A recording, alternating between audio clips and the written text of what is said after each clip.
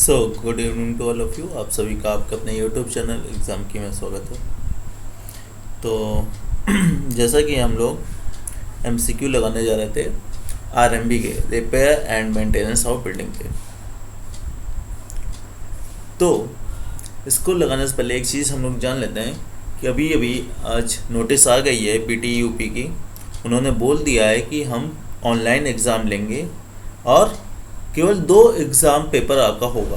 ठीक है, 2 पेपर होगा केवल ऑनलाइन, जिसमें वो सारे सब्जेक्ट के एमसीक्यू क्वेश्चन पूछेंगे। वो सेक्शन बना लेंगे, उसी सेक्शन के अकॉर्डिंग वो क्वेश्चन पूछेंगे। ठीक है, तो अब तो ये कंफर्म हो गया है कि एमसीक्यू क्वेश्चन होगा आपका ऑनलाइन। ठीक है, तो बच्चों आप थोड़ा सा फोकस कर लो पढ़ाई पे, क्योंकि बिना पढ़े तो पास नहीं होगा कोई भी। तो ठीक है, चलो अब स्टार्ट करते हैं अपने आरएमबी के कुछ इंपॉर्टेंट क्वेश्चन को। सबसे पहले आता है, हम लोगों ने कल 30 क्वेश्चन आरएमबी के कंप्लीट कर लिए थे। जिन बच्चों ने वो ना देखा हो पहले वो कंप्लीट कर लें, तब इसको आगे देखना स्टार्ट करें। चलिए, तो अब क्वेश्चन कह रहा है हमारा, the time interval for which the cement products remain in plastic condition is known as. Hindi में ये कहना चाह रहा है कि ये समय अंतराल जिसके लिए सीमेंट उत्पाद प्लास्टिक स्थिति में बने रहते हैं, इसे कहते हैं final setting time, initial setting time, expansion time या फिर नोटा। ठीक है ना, तो ये सिंपल सी बात है। जब आपका वो टाइम इंटरवल जिसमें आपका सीमेंट का जो प्रोडक्ट है वो प्लास्टिक कंडीशन में रहता है, तो जब वो फाइनल सेटिंग टाइम हो जाएगा तो क्या हो जाएगा, वो कठोर हो जाएगा। ठीक है ना, हार्ड हो जाएगा, तब वो प्लास्टिक कंडीशन में नहीं रहेगा। लेकिन जब वो इनिशियल सेटिंग टाइम पे होगा तब वो आपका प्लास्टिक कंडीशन पे होगा। So B is the right answer. Next है, which of the following is a bogus compound. कौन सा इसमें से आपका बोगस कंपाउंड है। ठीक है ना, तो ऑप्शन देखिए, try calcium oxide, die calcium dioxide, try calcium aluminate या फिर नोटा। तो सबसे पहले जान लो कि बोगस कंपाउंड कौन कौन से होता है। फर्स्ट होता है आपका try calcium silicate, try calcium silicate. Second है डाई कैल्शियम सिलिकेट। ठीक, नेक्स्ट है आपका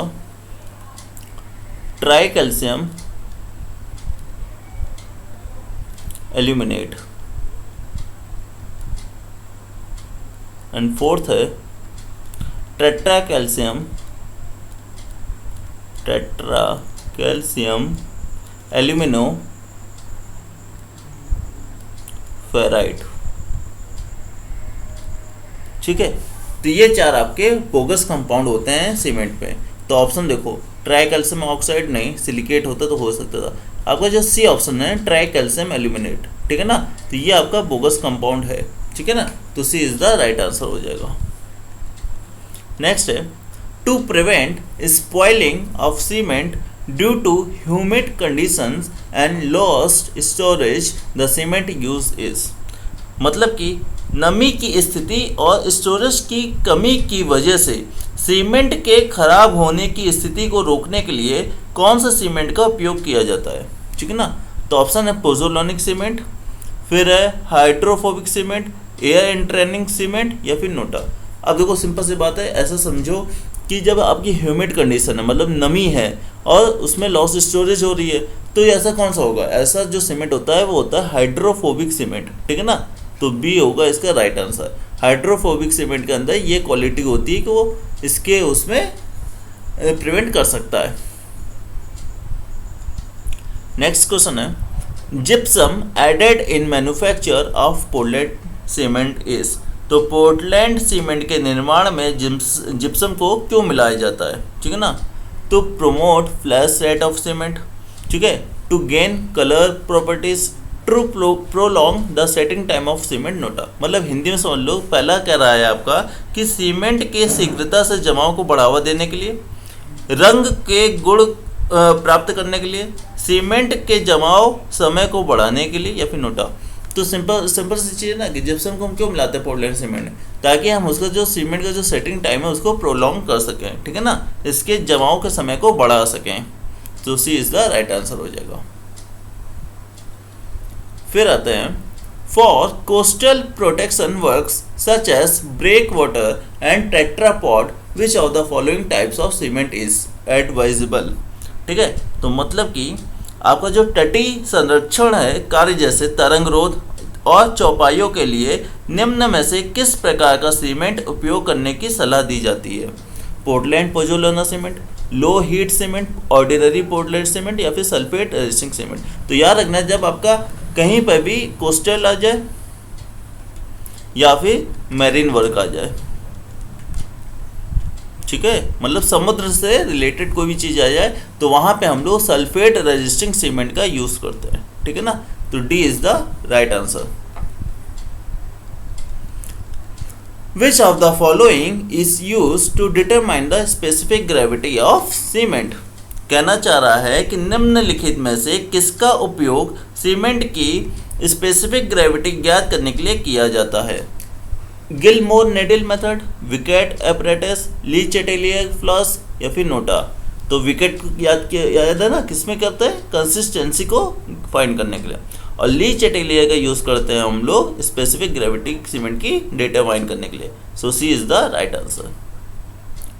ली चेटेलियर से हम लोग स्पेसिफिक ग्रेविटी भी फाइंड आउट कर सकते हैं। Generally a compound of cement which is responsible for most of the undesirable properties of concrete is, मतलब कि कहना चाह रहा है हिंदी में कि आमतौर पर सीमेंट का एक यौगिक जो कंक्रीट के अधिकांश अवांछनीय गुणों के लिए जिम्मेदार है कौन सा है? ठीक है, तो ये जो होता है आपका, देखो बोगस कंपाउंड की बात की थी ना अभी, तो ये आपका होता है C3A। ठीक है ना, जो आपका C3A होता है यही आपका अनडिजायरेबल प्रॉपर्टीज के लिए रिस्पॉन्सिबल होता है। ठीक है, तो याद रखना। और C3A का भी नाम क्या बताए थे, बताओ भाई फटाक से? Try calcium aluminate. ठीक है ना।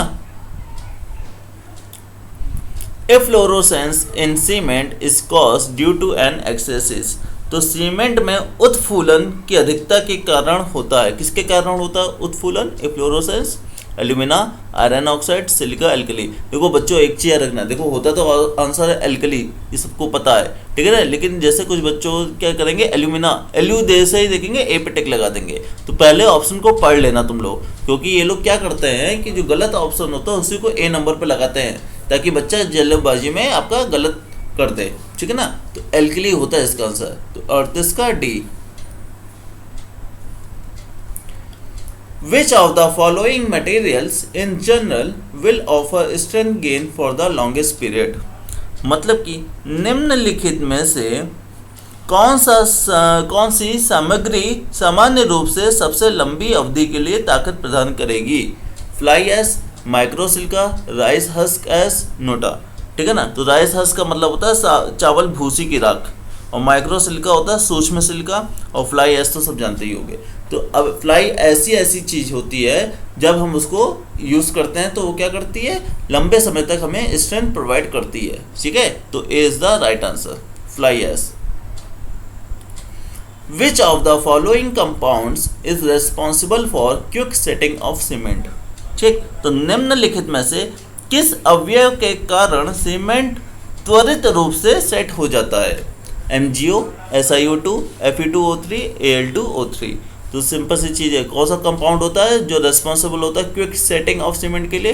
क्विक सेटिंग ऑफ सीमेंट के लिए Al2O3। So D is the right answer होगा। What is the range of silicon oxide present in ordinary Portland cement? देखो भैया ये क्वेश्चन तो कराया हुआ था, ऑर्डिनरी पोर्टलैंड सीमेंट में सिलिकॉन ऑक्साइड की रेंज बतानी है। याद करो कल हमने क्वेश्चन नंबर जब 30 किया था, ये देखो क्वेश्चन नंबर 30 याद है ना, तो इसमें मैंने क्या बताया, सीमेंट में लाइम होता है 60 से 65, सिलिका होता है 17 से 25%। ठीक है ना, तो अब देख लो यहाँ पे यही क्वेश्चन पूछ रहा है 41 में कि ऑर्डिनरी पोर्टलैंड सीमेंट में सिलिकॉन ऑक्साइड मतलब सिलिका कितना परसेंट था, 17 से 25, तो A is the right answer हो जाएगा, बाकी हमें देखने की जरूरत ही नहीं है। ठीक है, which property is enhanced by tetra calcium aluminoferrite in cement? मतलब कि सीमेंट में कौन सा गुण टेट्रा कैल्शियम एल्यूमिनोफेराइड द्वारा बढ़ाया जाता है? तो flash setting, delay in setting, या इनिशियल सेटिंग या फिर नोटा। तो जो आपकी फ्लैश सेटिंग होती है उसको हम लोग, इस प्रॉपर्टी को हम लोग इनहेंस कर सकते हैं टेट्रा कैल्शियम एल्यूमिनोफेराइड की मदद से, ठीक है। तो flash setting is the right answer. Which of the following is not a quality control test of cement, कि निम्नलिखित में से कौन सीमेंट की क्वालिटी, जो कंट्रोल क्वालिटी है उस टेस्ट को नहीं है, ठीक है ना, उसके लिए नहीं है, ऐसा समझ लो। तो कंप्रेसिव स्ट्रेंथ से हम क्वालिटी कर सकते हैं, क्वालिटी कंट्रोल कर सकते हैं। Soundness, normal consistency, slum. अच्छा, जो स्लम टेस्ट करते हैं ये हम लोग किसके लिए करते हैं? वर्केबिलिटी के लिए, ठीक है ना। तो इससे हम लोग क्वालिटी कंट्रोल नहीं कर सकते। So D is the right answer होगा। ऑप्शन से ही पता चल जाएगा हमको कि कौन सा सही है कौन सा गलत है। The process of mixing, transporting, placing and compacting concrete using ordinary Portland cement should not take more than how much time, ठीक है।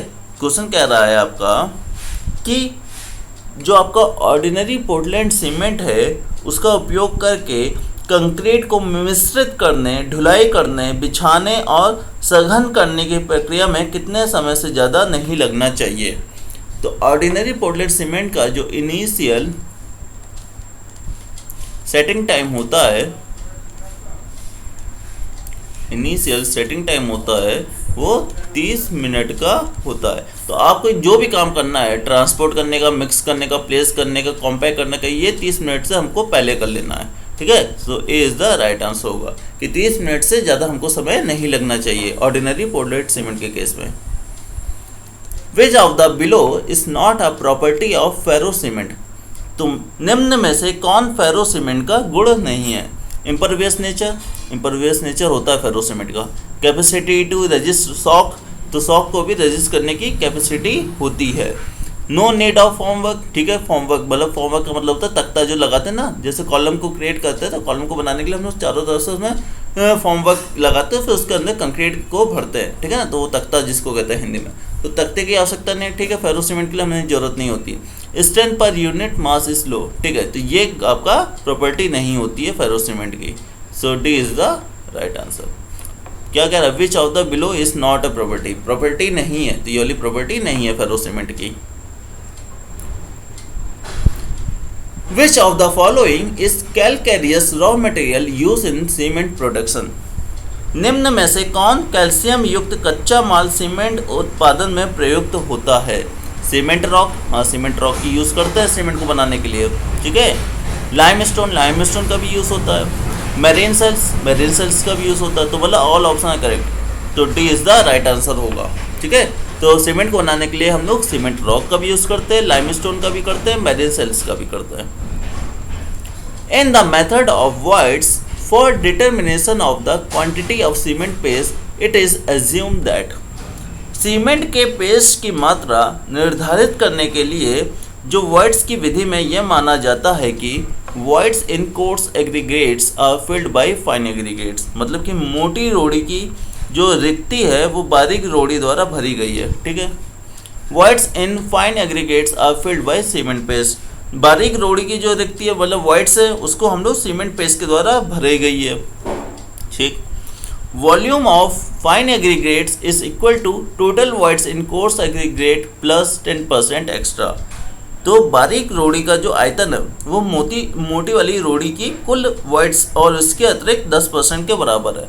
ऑल ऑप्शन है करेक्ट। तो जहाँ पे देखो, जब सीमेंट पेस्ट की क्वांटिटी को डिटरमाइन करने के लिए हम लोग क्या करते हैं, जब वॉइड्स मेथड का यूज़ करते हैं तो हम ये तीनों ही मेथड लेते हैं, ठीक है ना। तो D is the right answer होगा। All option are correct. Which of the following compounds of Portland cement reacts immediately with the water and set early? Portland cement का कौन सा यौगिक पानी के साथ तुरंत प्रक्रिया कर जल्दी जम जाता है, ठीक है। तो di calcium silicate, tetra calcium aluminoferrite, tri calcium aluminate, NOTA. तो अभी बात हो रही थी, जो ट्राई कैल्शियम एल्यूमिनेट होता है ये आपका क्या करता है, पानी के साथ जैसे ही मिलता है तो उसके साथ बहुत जल्दी ये क्रिया करके जमना स्टार्ट कर देता है। तो सी इज़ द राइट आंसर होगा। For road pavement the cement generally use is. तो जब आपके सड़क के लिए आप आमतौर पर कौन से सीमेंट का यूज़ करते हो? तो सड़क के लिए जब आपको रोड बनानी होती है तो मान लो क्या है कि रोड, ये मानो कि रोड है, ठीक है। अब इस रोड को आपको बनाना है, ठीक, ये रोड आपको बनानी है।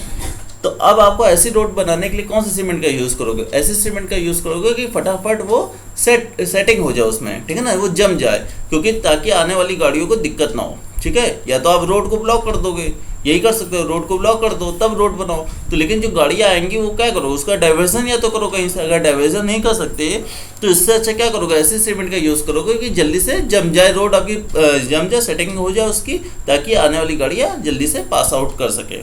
तो ऑर्डिनरी पोर्टलैंड सीमेंट नहीं, rapid hardening cement, low heat NOTA. तो रैपिड हार्डनिंग सीमेंट, रैपिड मतलब जल्दी, हार्डनिंग मतलब हार्ड हो जाना, वो सीमेंट जो जल्दी से हार्ड हो जाए उस सीमेंट को आप यूज़ करोगे रोड पेवमेंट के लिए। So B is the right answer. Which of the following proportion cement and standard sand is use in cement mortar while testing the compressive and tensile strength of cement.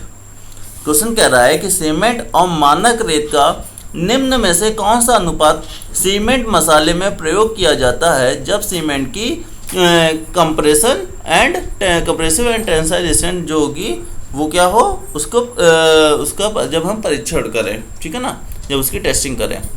तो देखो जब हम लोग testing करते हैं अपने उसकी, तो हम लोग फॉर टेस्टिंग